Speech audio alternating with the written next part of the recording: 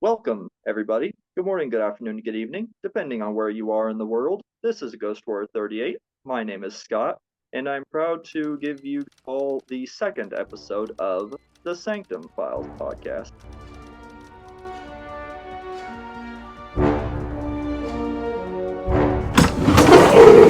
Today I am joined by my first of hopefully several guests that I have lined up.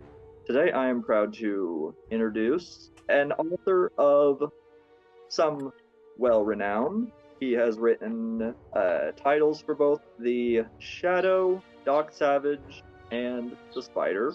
I am proud to introduce Mr. Will Murray. Mr. Murray, it is a pleasure to have you on the podcast today, and I look forward to our discussion on The Shadow.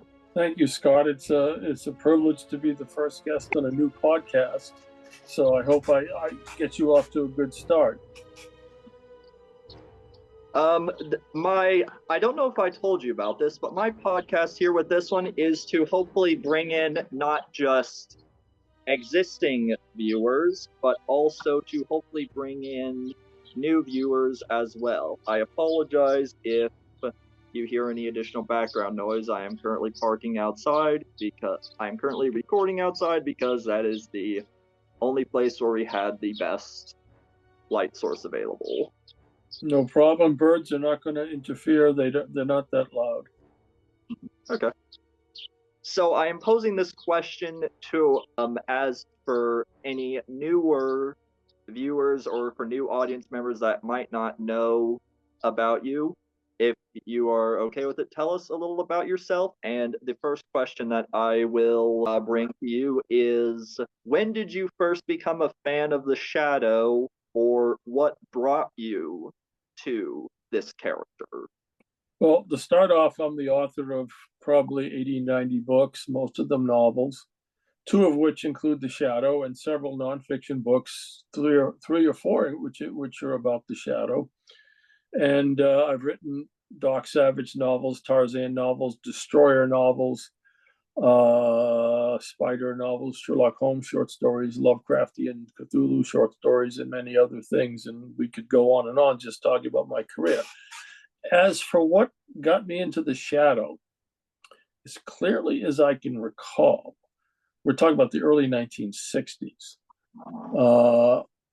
The Shadow was being rebroadcast on radio, and either I discovered it or my parents called it to my attention because they would have grown up on it. And subsequent to that, Archie Comics did their short-lived, very strange Shadow comic book, and of course I was buying comics in those days. So those were the first two things that brought the Shadow to my attention. I liked him on radio, and of course I read him in comics, but he started off a bit like his radio character, and then turned into kind of a superhero, super spy with weird gadgets. And, he deviated from the classic Shadow. I still bought and read them. They were only about 7 or 8. Then a few years later, I picked up The Shadow's Revenge, one of the 1960s Shadow novels by Dennis Lynn's, writing as Maxwell Grant. And I really liked that. Read it 3 times before I could find any more Shadow novels a few years later. And that was basically my introduction to the Shadow. Okay. You mentioned the Dennis Lind novel. How would you say, I guess kind of looking back on it was sort of like a hindsight, would you say that book still holds up for a Shadow novel when compared to some of what has been more put out, shall we say, recently? It's hard to say because I in the interim, I've read almost all of Walter Gibson's Shadow novels, and I did read the other Dennis Lynn's things. And what I want to say about that I can recall clearly is when The Living Shadow was reprinted in 1969 by Bantam Books, and I read it, the difference was night and day. Even though The Shadow's Revenge was written in a modern style and was very exciting, there was something about Walter's writing, even though it was kind of retro for its time, 1931, it was still kind of more of a 1920s or earlier kind of writing style. I really dug that because it was more mysterious and more, more weird. I subsequently read most or all of the Dennis Lynn's books, and I found them pretty thin compared to Walter Gibson's stories, but they were still readable. It's just that they were modernized, and his style of writing was not pulpy. It was more James Bondian and Ian Fleming style. Okay. I've lost your picture. You're there. Oh, there you are. Okay. Sorry about that. Had to move. Was moving location.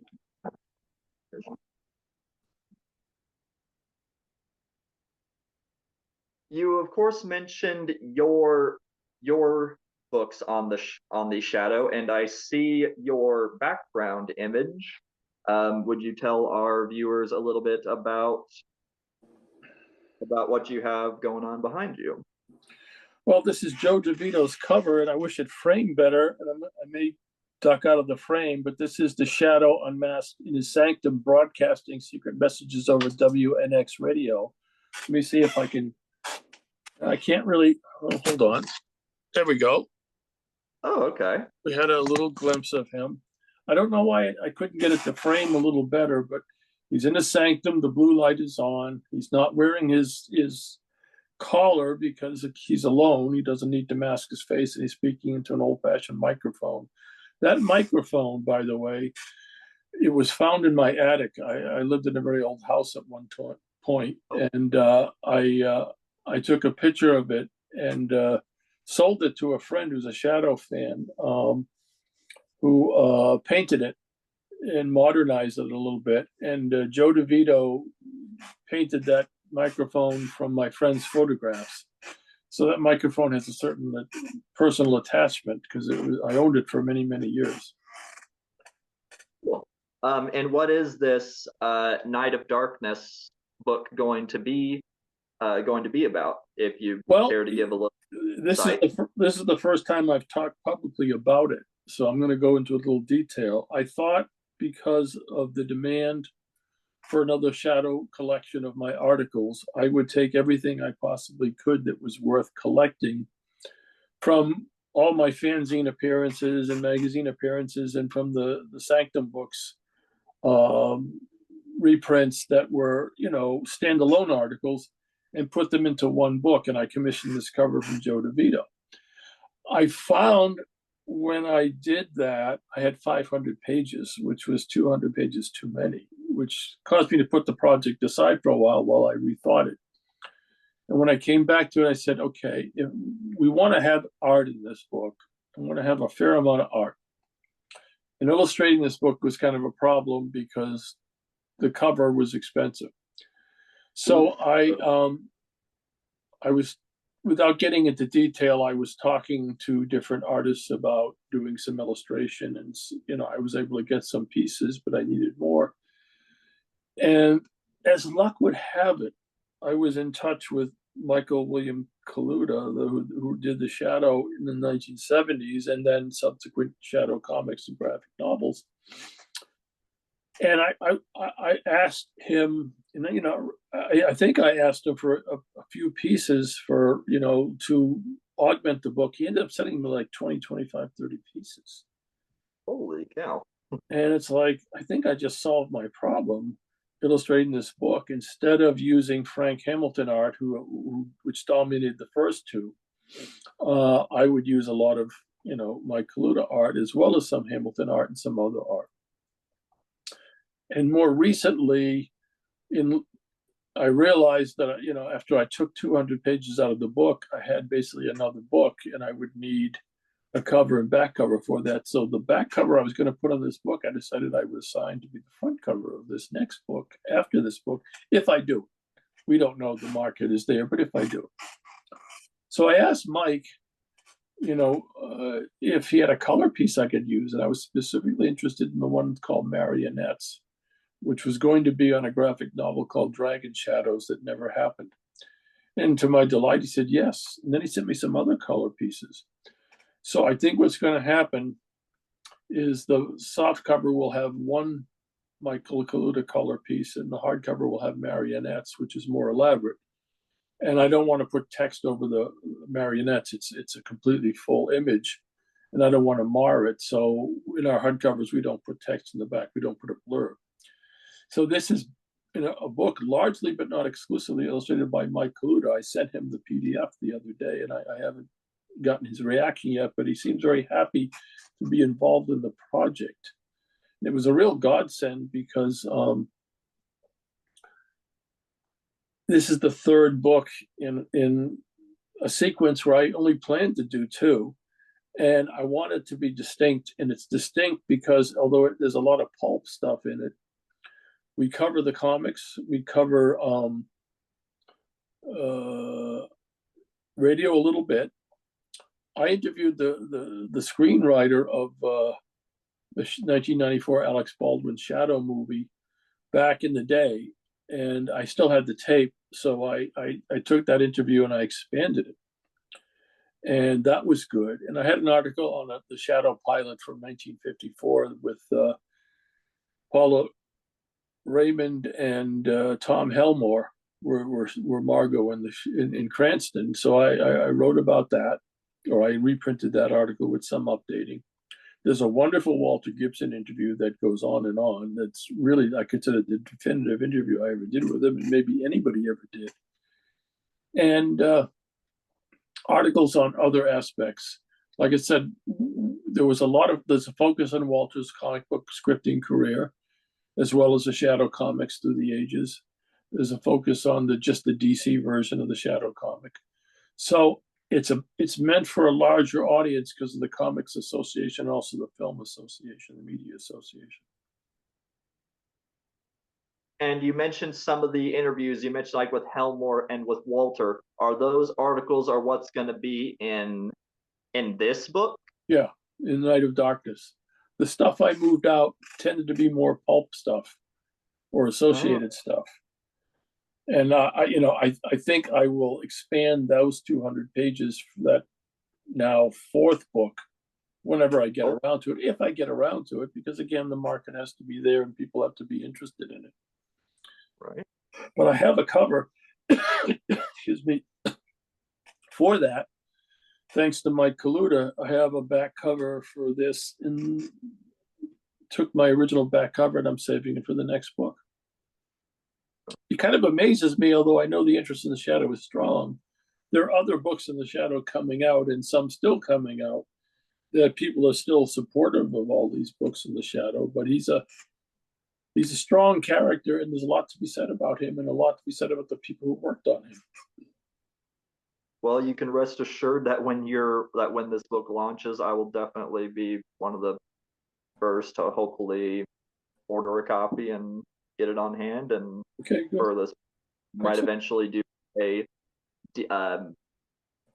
review for it, or at least try to coverage out to try to help promote it as well. Yeah. And I'm very excited about our Joe DeVito cover, because I said to Joe, the first two books we did, the Shadow Chinatown connection, it was in both of them. We've done that. We don't want to do it again. They're both different from each other, but they are still the same theme. I said, we got to come up with something completely different that's not only not like that, but not like a Shadow cover from the old days. So I came up with the idea of the Shadow broadcasting from his Sanctum unmasked. His lab is in the background. You can see a glimpse of it through the arch. And he's got a microphone on, a headset, as well as the old-fashioned microphone from my attic. And I said, well, nobody's ever seen an image like this. So, and also it's all blue.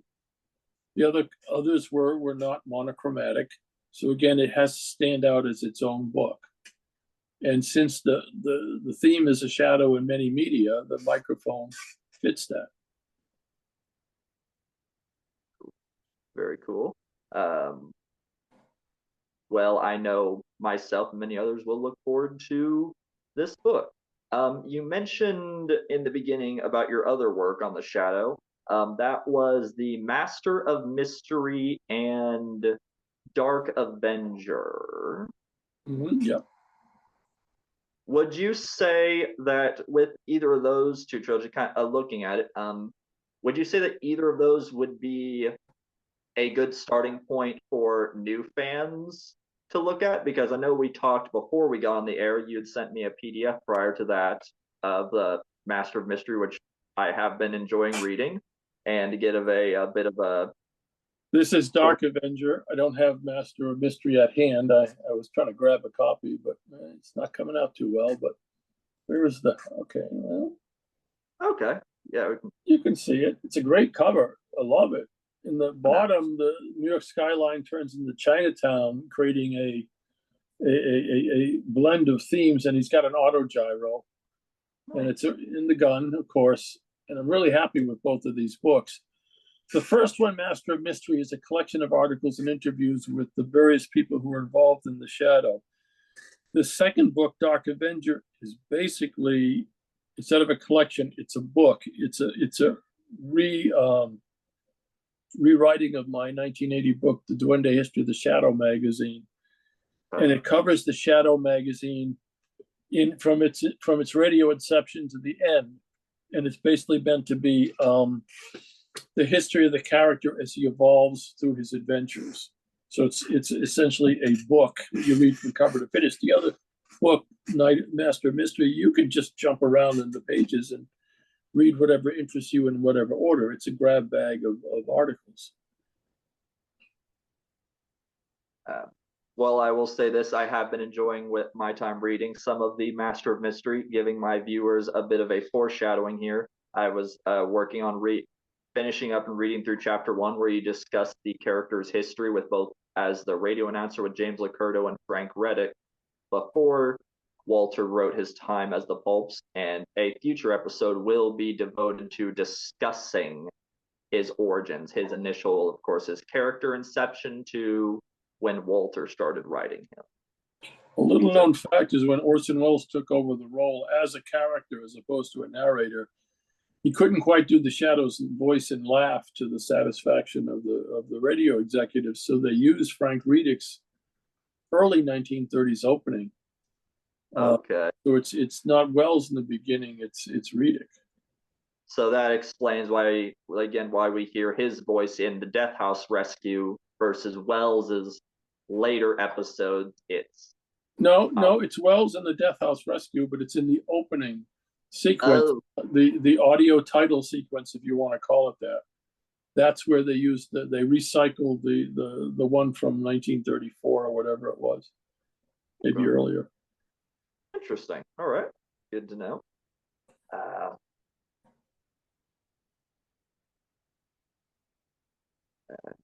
Any other books you have either in the works or things that you care to at least highlight? Well, since we're talking about Shadow, we can stay on that for a minute. I've written 2 Doc Savage novels in which the Shadow guest stars. They're true crossovers. The first one is The Sinister Shadow, which takes place early in the Shadow's and Doc Savage's career, 1933. And it's a gritty crime novel, and it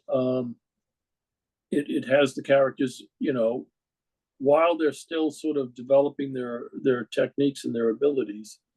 The Shadow is, his original mysterious self, who's thought to be a criminal, or at least suspected of being a criminal. Whereas Doc is still, developing his organization. Then I jump ahead probably 8 or 9 years to Empire of Doom, where the Doc and the Shadow are in full bloom. And this is more of a science fiction adventure story with Shaiwan Khan as the villain. Walter Gibson had always said he'd left a little clue that Shaiwan Khan might have survived his 4th encounter with the Shadow. And I took advantage of that clue, and I brought him back for that novel. And that novel is full-blown science fiction fantasy adventure, climaxing in the city of Xanadu, where Shaiwan Khan had his headquarters. We never saw it in the original novels, but here we go there. And it becomes an interesting place for a climax. I will say this, I do have both of those on my shelf, and I am reading The Sinister Shadow. I have been enjoying your work on that so far. So Well, my work Kudos. and Lester Dent's work, because I like telling this story. When I got ready to write this book, I remembered that Walter Gibson had done an earlier version. Lester Dent had done an earlier version of The Golden Vulture, his shadow novel that wasn't used the way he wrote it, but it was rewritten by Walter Gibson some years after it was submitted. And I said, well, there might be some pieces cut out of that I could use in my book. Well, I was astonished to discover there was a completely different version of the book that didn't fly with the editors. And I used like 22 chapters that Lester Dent had written in 1932, and I blended them into my story. I didn't mean to use that many. I said, I'll use as many as I can, but they all sort of fit. I just wrote my story around them, changed his villain to my villain. And one of the interesting things about that, it was the early Mysterioso Shadow, but Lester Dent gave the Shadow gadgets, such as Doc Savage later had, smoke bombs, other. At one point, he takes some pipes out of his cloak and creates a snorkel, so he can stay underwater, and the villains don't think he survived an encounter. And I said, well, this is very different, but it's also appropriate for a Doc Meets the Shadow novel. The Shadow has gadgets. So if you read the Sinister Shadow, you're really reading me and Lester Dent, trying to write like Walter Gibson back in 1932. So it's kind of a miracle book. That's really wonderful insight, and I will look forward to diving further into it. Asking as an author, what advice would you give somebody in trying to write a book? Because there's been, of course, discussion about eventually either 2026 or 2027 of the first few early shadow pulp novels hitting the public domain. And you and I have talked a little bit about this before the podcast started, that someone could try to maybe write some books taking place during that period. Asking as your opinion or advice as a writer, what would you recommend, or what kind of advice would you give for any wanting to become a writer or to publish a book? You mean specifically a shadow book? It's either that or just any writing for advice for in general. Well, let's stay with the Shadow. In a few years, the first year of the Shadow, which is the first 3 or 4 novels, become public domain. That allows people, I guess, to write derivative works as well as to reprint those stories without paying Condé Nast, the copyright owner. But there's some buts here. The first but is the Shadow is a trademark name. You can't use that on your cover.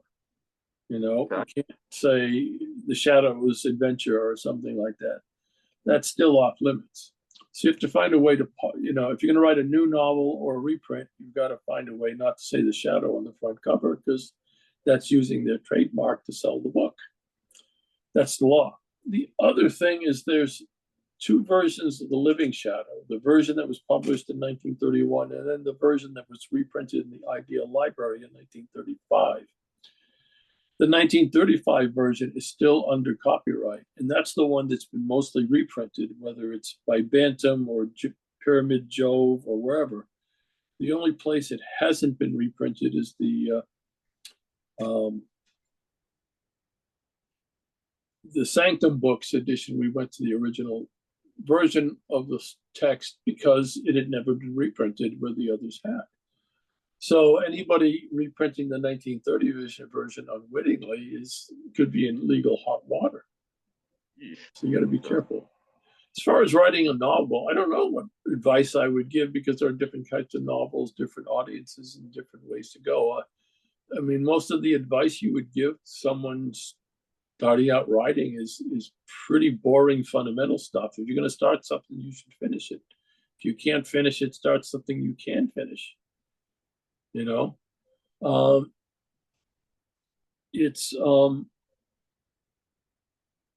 a lot of advice circulating out there, And one insight is you're probably going to write a few bad or mediocre books before you write your first good one.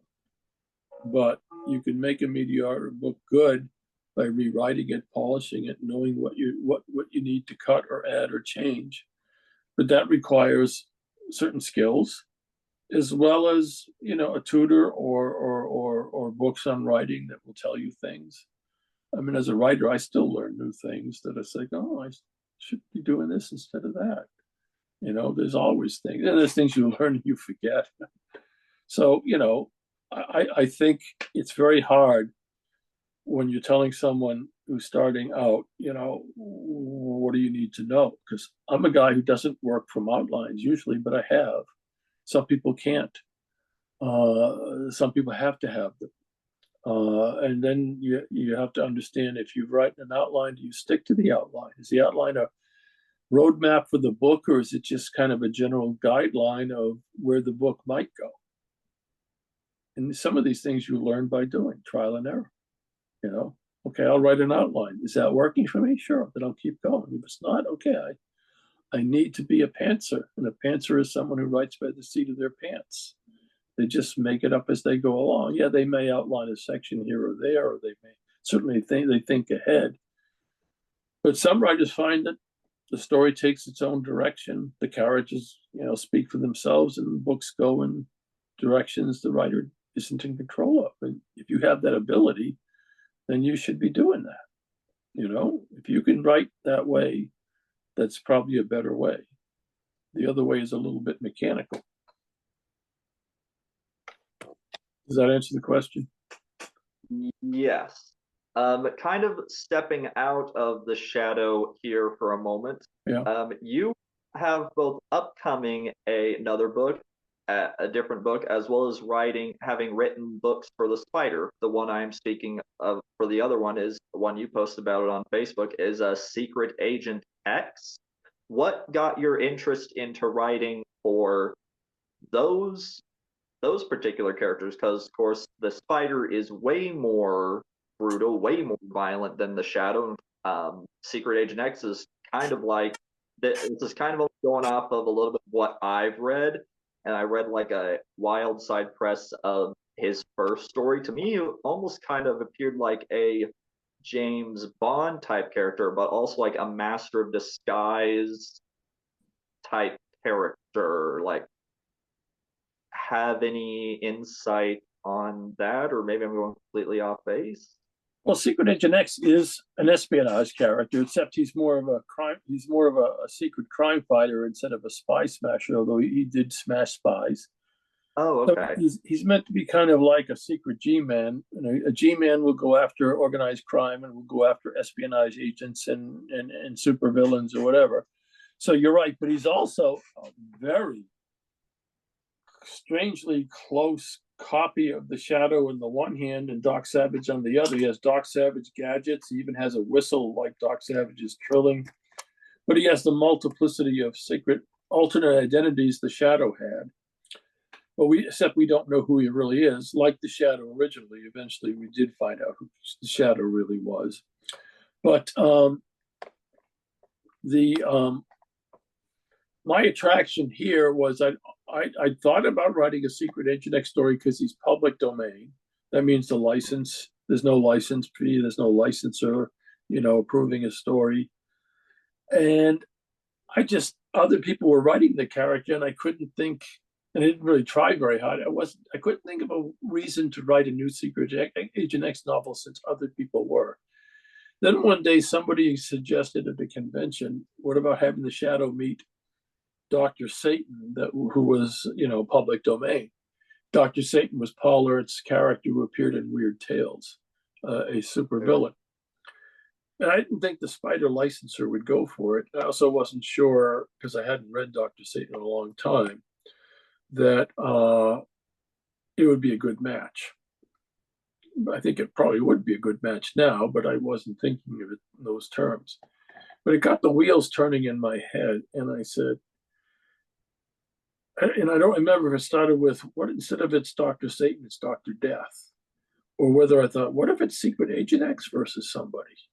because I thought, well, Secret Agent X would be more interesting to write about if he had a villain on a higher level than he was dealing with normally. In other words, a recurring villain.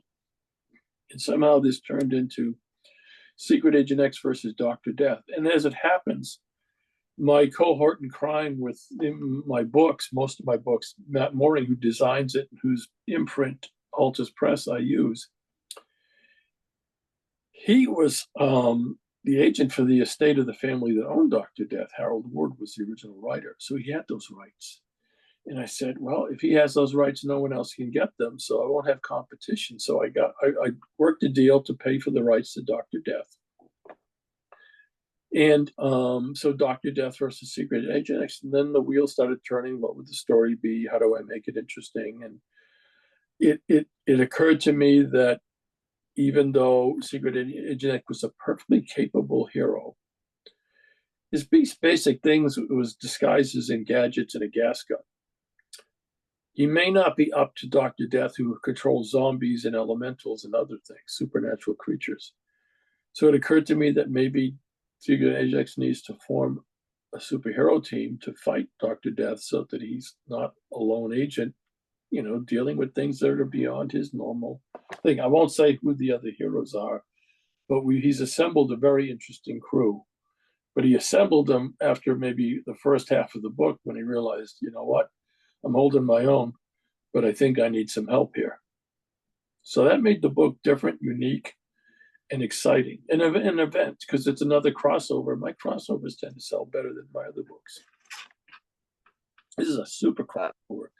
And because Secret Agent X is a master disguise and there are other characters in it, good and bad, I was able to use his disguise abilities the way Walter Gibson used them in The Shadow, where when you start reading a chapter, you can't be sure the character you're reading about is that character or a Secret Agent X in disguise.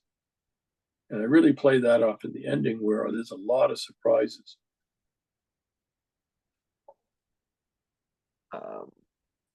I guess kind of going off on a little bit of a bit about the character, I haven't read much of Secret Agent X myself because with him being a master of disguise, no one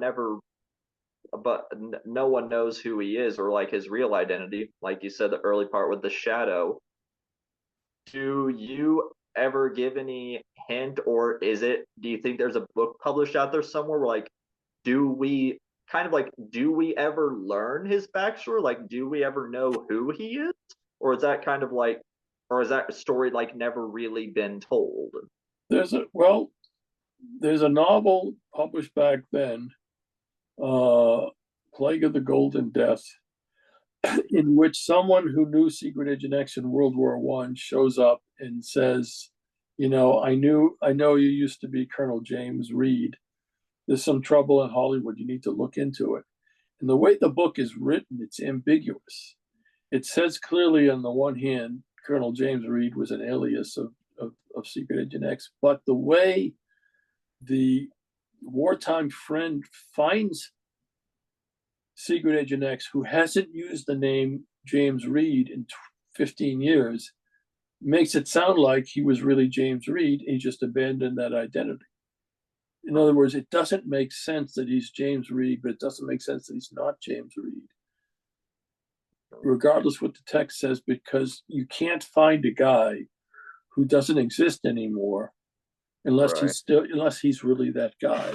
And I suspect the author, who I think is Paul Chadwick, revealed the true identity of James Reed, and the editors decided we don't want to do that, and they made some minor changes to make it clear that's not really his name, but didn't change it enough. As far as other writers, I haven't read anybody else's Secret Agent X novels. There are quite a number of them. My friend Steve Payne has, I think, done 2, and maybe I'm working on number 3 now. I don't know that anybody's definitively revealed who he really was. That the title you said, Golden Plague of the Golden Death, if I'm not mistaken, that's the title. I understand before we talked offline that like Pyramid and you said Bantam released like the Shadow Pulp reprints as the trade paperbacks in addition to Doc Savage. Now I'm kind of curious about it. Do you think they might have ever published that Secret Agent X book like that, or was that probably? It has been reprinted, in the small press format. May have been reprinted more than once, but Okay. a major publisher has not reprinted it. If you go online to Amazon or ABE Books, you can find a used copy, if not a new copy. Okay. It's Plague of the Golden Death, and it's an unusual one. It's set in Hollywood.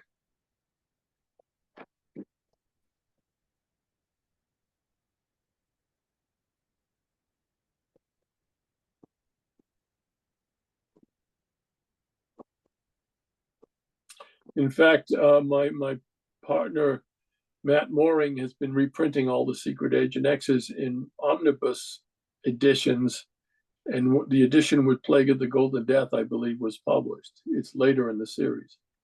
Okay. Yeah, and you said that was the Atlas Press? Altus. Altus. Okay. Yeah, because I picked up a couple books. Side tangent here. I picked up a couple books from them when they were doing the spider. Yeah. The spider. I have a couple of those downstairs on my shelf as well. So okay, I will look that up later afterward. Later. I like some of your books. The Shadow.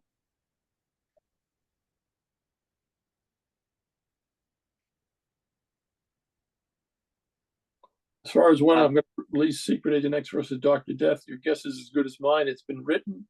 It's being edited now. I'm waiting on the redesign of the cover from the cover artist, Colton Worley. And then once I approve the revised cover design, he will start painting. So it's about when the editing is done and when the cover is in hand. So maybe the summer, maybe the fall. Okay. I'm very excited about it. Just before we did the podcast, the most recent proofreader sent me the edited version, and he thought it was a great story. And I think it's a great story. And I think it's a great story because it enables me to do some things with these characters I normally don't do. Normally, Doc Savage and the Shadow don't deal with the supernatural or fantasy characters. And I was able to because Dr. Death, he's a master of science, but also a master of the supernatural. There's kind of no limits on what he could do. So he does some really strange things. And he has some really strange beings he controls. And so we have something that's maybe a little bit outside something that might have gone in Weird Tales as opposed to Secret Agent X. That'll be interesting.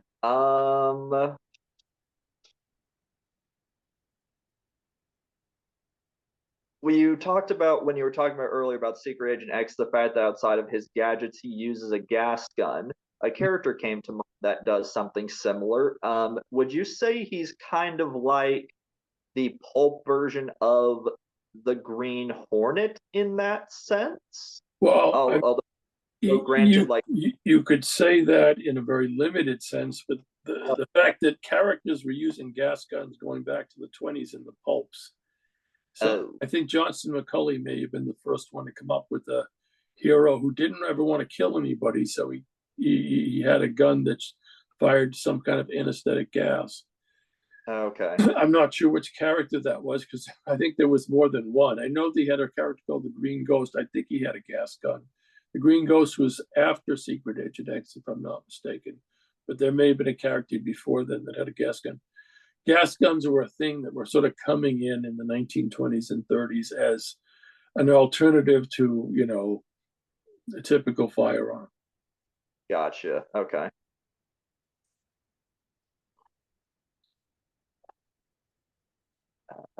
No, that was a different book. Not bringing that one up.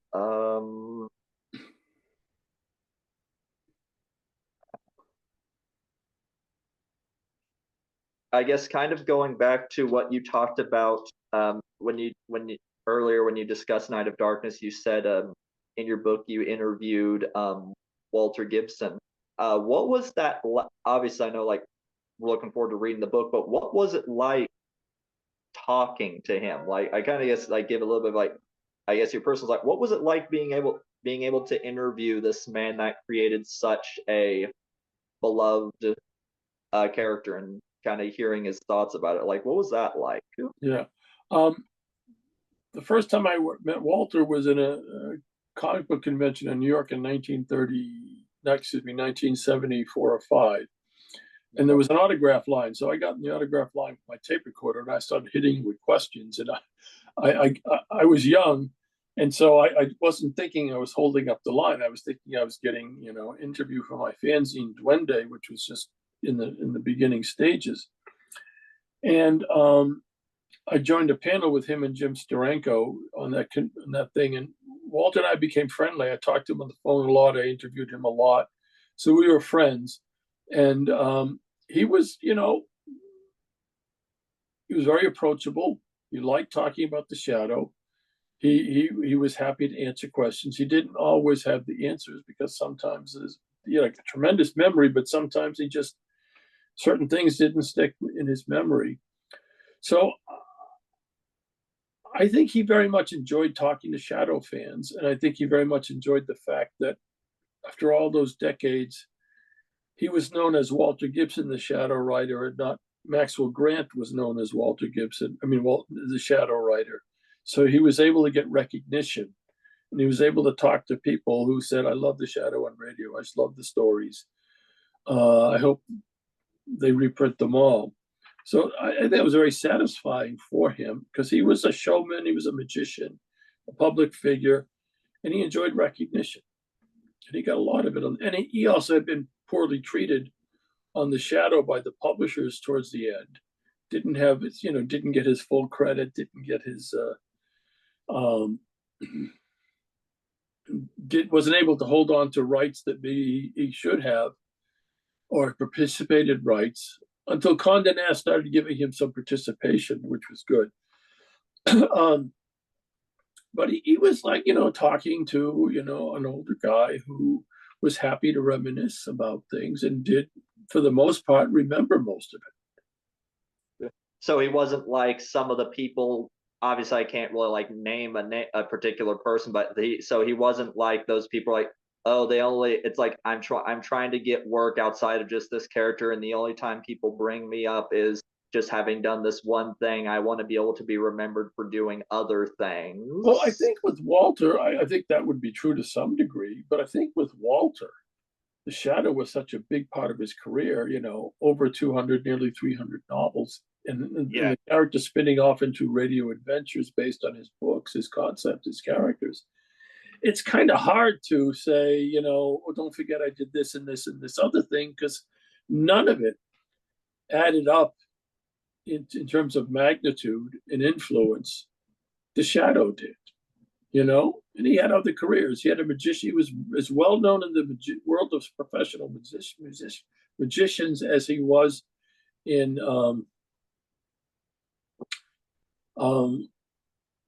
mystery fiction.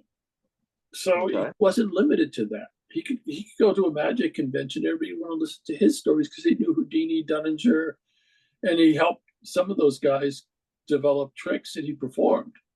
So he stood on the same platform as them. So he was not limited to the shadow, but he did not get recognition elsewhere. Yeah, because I was recently rewatching through the documentary The Shadow Knows, and they mentioned the fact that Walter was writing Houdini's, I don't know if it's either a biography or books about Houdini, like right up to the point where before he died too. Yeah, he was writing not biographies, but books on his escapes and his tricks, authorized. They also mentioned some other names, kind of going off a little bit there. It's Howard Thurston was one of them. Joe Dunninger, Harry Houdini. other more modern, relatively modern magicians. There was someone else whose name that brought up as well. I don't know if maybe I might have it wrong. Someone named Blackstone, yeah, Blackstone. he was close to Blackstone. He was close to Blackstone and Dunninger, Okay. in the sense that I think he went on tour with Blackstone after he lost the Shadow account. Uh, Okay. so he was taken under Blackstone's wing and said, you'll work for me, and you'll do this and you'll do that, and you'll do publicity, and you'll step in on the stage if necessary. So he was like a quadruple threat Oh, guy. okay. It's an amazing guy. I mean, a lot of people can be amazing in one area. He was amazing in multiple areas.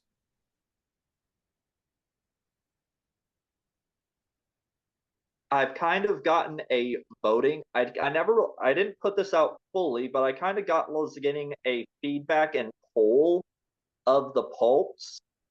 Obviously, from what I understand, is Walter wrote a good large chunk of the beginning Shadow stories, and then of course Lester Dent wrote the Golden Vulture. I understand later during that time, there was a guy named Theodore Tinsley wrote some shadow books.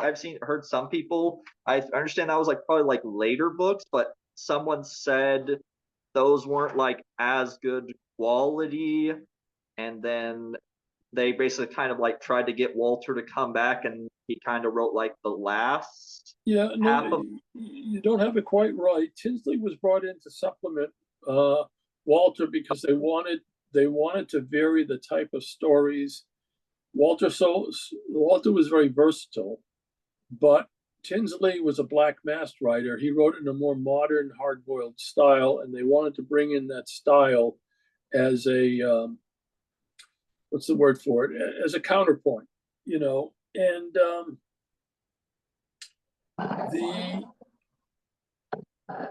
Walter was a little miffed originally because they didn't tell him in advance, but ultimately he just said, "Okay, instead of writing 24, I'm writing 20." So maybe that was for the good.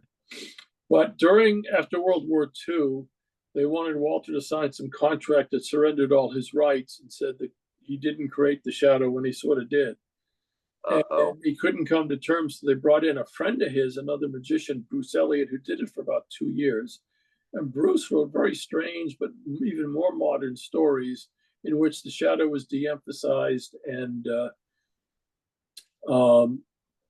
what was it? Lamont Cranston criminologists were played up, and that didn't go over with the audience. So they brought Walter back for the last 5, thinking, okay, Okay. let's just satisfy the readers. But then the publisher decided to kill all their pulps, and so it didn't matter. I want to say they wrote the pulps well up until like I'm probably wrong. I'm probably a bit wrong here, so feel free to correct me and preface this by saying that. I want to say they wrote the Shadow well up until like the early 50s. Can I also say the radio show went up until almost 1957? The pulps basically ended before the radio show. That's true. The pulps ended in 49, technically. Oh, okay. Although Okay. they were thinking for a while the Shadow might be an annual. They'll do one a year just to keep the character in front of people. Okay. The radio show went off in 54, if I'm not mistaken. So 5 years later, give or take. And TV just clobbered everything when it came in. TV came in the late 40s. Paperbacks came in. So paperbacks and TV kind of killed the pulps, and then TV killed the radio, dramatic radio anyway. And it wasn't obviously until much later, like you talked about with the 60s, that they brought the Shadow and Doc Savage and all of them back as the Pyramid Bantam paperbacks. Yeah, the first thing that happened was around 63. A guy named Michelson, who had been licensing the Shadow on radio when the Shadow was still in its heyday. He'd license it in syndication or to foreign countries, whatever he did. He found all the old transcriptions and was going to throw them out, and decided to salvage a few of them and said, it's been 10 years, 12 years, maybe there's interest. So he called around to radio stations. Hey, you want to broadcast the Shadow? I still have the license, and so they brought back the Shadow, and that led to bringing back the Green Hornet, the Lone Ranger, and a number of radio shows because people my age who were in the early '60s would never have heard dramatic radio. I never heard of these characters on radio. I heard of Lone Ranger, but I didn't hear of the Shadow. Suddenly we're learning about this stuff and discovering there's another form of entertainment that we didn't know existed, you know. And when you're 10 years old, 10 years ago is a long time, you know. So that's how the Shadow got going again, and the radio revival in rerun form led to the new paperbacks, the comic books, and some new episodes being recorded strictly for record.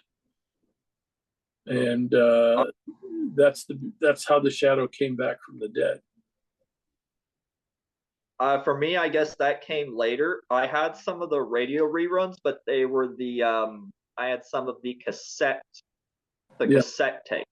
Yeah, well, the two I remember most vividly is it's with the Shadow. It was a Brett Morrison episode. It was the Shadow's Revenge. And the Green Hornet. It's shoot, I can't remember the tape offhand. Right, it's like something, but it's like something wears a blindfold. Okay. It's like something blindfold. But yeah, I personally prefer the Orson Welles episodes because they made the Shadow. The stories were pulpier, more fantastic, and the Shadow had powers they kind of de-emphasized later, telepathic powers and other things. They really made him powerful. Then they dialed it down.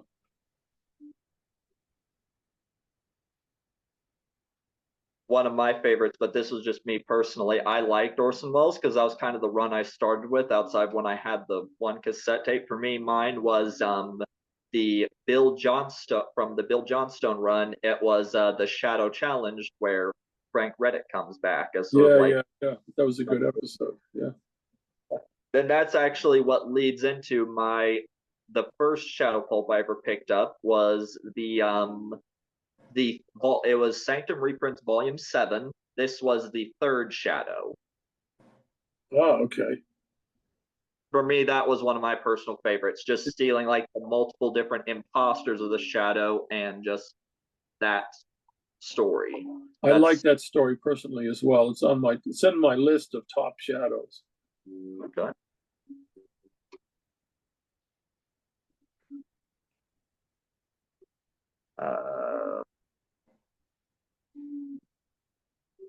Just trying to keep the conversation. I'm sorry, Jason. I'm sorry. I guess I'm just trying to keep the conversation going. Most of what I was with was having you talk about your experiences, highlighting some of your books and projects you have upcoming, and of course, I appreciate you telling myself and the rest of us about your new Shadow book you have upcoming. But I guess this to you. Do you have any questions for me? This is more just me talking to you. Well, I mean, I was about to mention that, one of the big influences in the Shadow was Sherlock Holmes. Walter, grew up reading them, and he was old enough to have ridden around in hansom cabs when he was very young. So when he discovered Sherlock Holmes, and Sherlock Holmes was riding around in hansom cabs, it was nostalgic for him, even though this was probably 1908 or something like that when he first read Sherlock Holmes. And I just released my 5th collection of Sherlock Holmes stories, The Wild Adventures of Sherlock Holmes, because I've been writing Sherlock Holmes stories for the last less than 10 years and writing them for anthologies. And when I get 10 of them, I put them out in a collection. And now I've written over 50 of them. So my 5th Sherlock Holmes collection is out. And I'm kind of amazed because I never meant to write that many, but people kept asking and I kept coming up with ideas.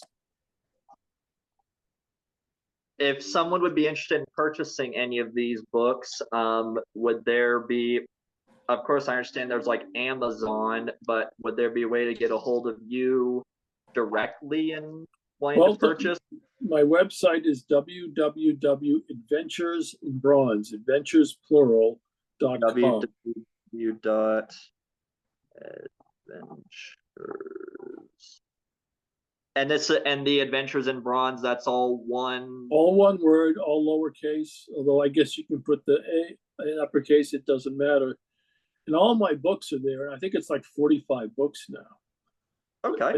I've got like 22 Doc Savages, 4 Spiders, 3 Tarzans. Tarzan Meets King Kong is my King Kong book that makes another Tarzan technically.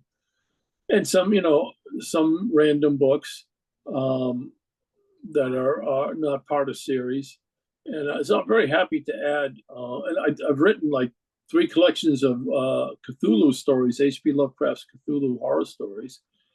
And I'm real happy to add Secret Agent X. I don't know that I'll do a second Secret Agent X. I don't know that I won't, but I was thrilled with how this one turned out.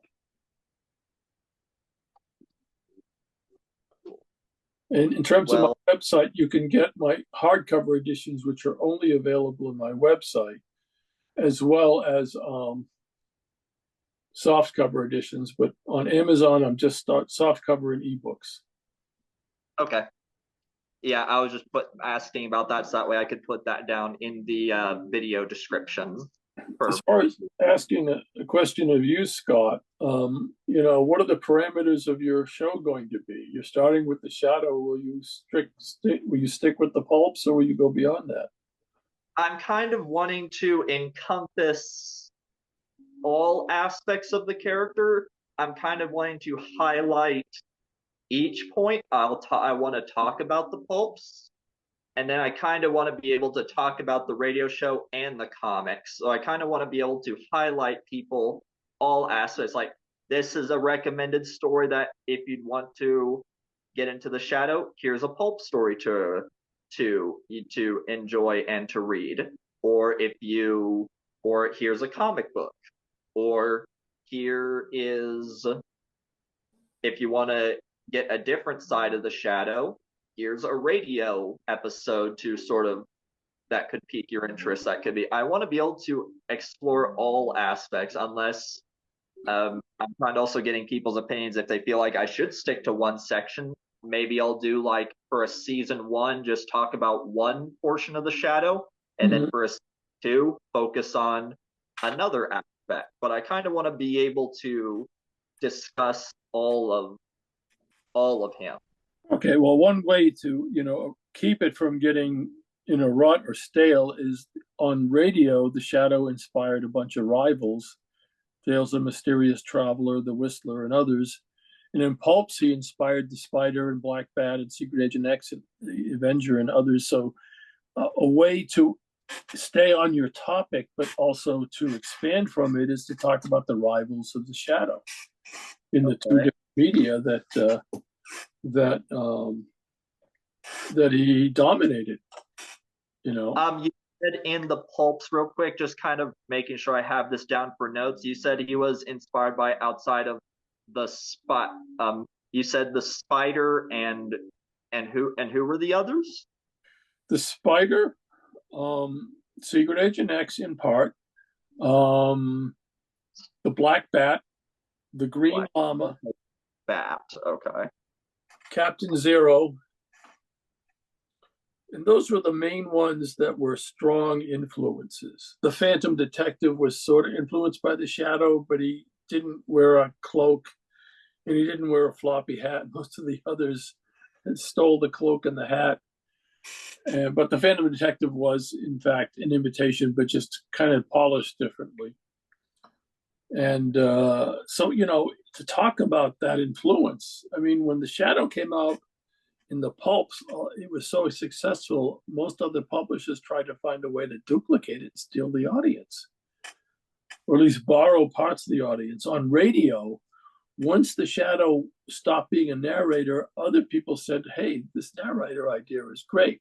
So you had Tales of the Mysterious Traveler, The Whistler, and many others that I'm not thinking of right now, that were basically the format of the weird or sinister or strange or unusual, nameless narrator tells a story that he's not involved in, but he acts like kind of like this omniscient, hand of fate kind of character. who says, let me tell you how this guy got their just desserts, or let me tell you how this woman tried to do this and instead this other consequence resulted. It's funny that we brought up the event when I was talking about earlier, the Avenger, because I just found this out recently. I was kind of not really plugging it a little bit, but I found through Radio Spirits that apparently there was a short-lived, it was like very, very short during the 50s or something, if I remember their episode description, that they made an Avenger radio show. Well, they made two. They made a short-lived one that was adapted from the pulp novels. Then there was a different character with the same name that Walter Gibson was responsible for, and he was a character named Jim Brandon, and he had a thing called a diffusion capsule that enabled him to become literally invisible. And I think he had a device that enabled him to read minds. That didn't last either. That's that version, the invisibility thing, because the episode description said specifically like not like Cloudman's eyes, but had the ability to turn invisible. It was like, okay, that's I think Walter came up with the concept and plotted the stories, but a husband and wife team wrote the scripts. Okay. And of course, like a lot from that period, I imagine not a lot of some of the early stuff survived. So I bet it's probably going to be unlikely that we would be able to hear the more pulp-inspired version of that. As far as I know, the pulp-inspired version does not survive except as scripts. Oh, okay. Interesting. Okay. Yeah, because I have the Sears Traveler, the Whistler, book about Sherlock Holmes, book, and the pulp influences. Okay.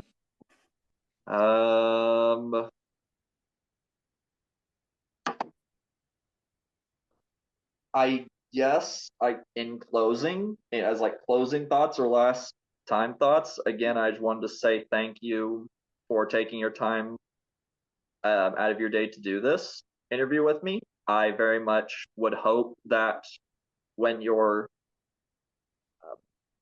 the Night of Darkness book comes out, that we could maybe do another episode about that, or have like other discussions. That's if you'd be interested in wanting to come back. Sure. I didn't mention this, but when they filmed the Alex Baldwin movie, I got the assignment from Starlog to go out there and observe filming for 2 weeks and to write the tie-in magazine. So that's a whole different thing that I was involved with that we haven't even touched on. Did you ever get for your brief period I was there? Did you ever get to see any of the actors in costume, or was it mostly just like moments? No, I watched filming on and off for several days, as well as interviewing everybody. So it was an interesting experience, and I was happy I had that opportunity because, first of all, I was eminently qualified to be the shadow reporter on the scene. And I had a good time. It was 2 weeks on I think, the Paramount lot. So that was my Starlog days. Starlog isn't published anymore, but I wrote for them for like 25 years. I imagine, of course, it's been a while since then. But do you have any recollections or memories of anything that they might have been filming from during that time, or was it mostly just being the opportunity to be there? Well, the thing that stands out to me is I watched them film the sequence with the atomic bomb rolling around in a room, and they filmed it. Yeah, and they filmed it three ways: straight, comedic, and then somewhere in the middle. And they did that with a lot of scenes. And I realized they were shooting the film without knowing if this was straight, comedic, or a light mystery. which meant you could cut it either way because you had three versions of a scene.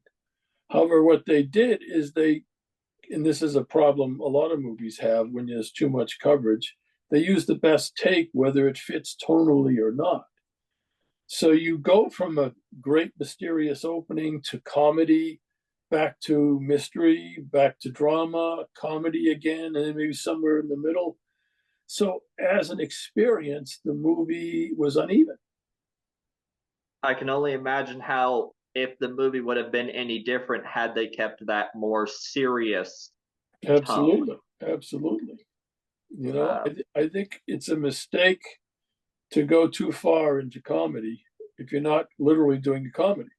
They weren't literally doing a comedy. They were trying to make it entertaining so that a broadest audience could enjoy it. It's like the first Superman movie. It was a fundamentally serious movie with a good deal of humor, but the humor never took you out of the story. well, I do appreciate your time and our discussion on this, and I very much look forward to both hearing from you again, as well as, of course, I'll post you some questions on Facebook after we're done, and I don't want to obviously want to get your thoughts on things after for Mm-hmm. moving.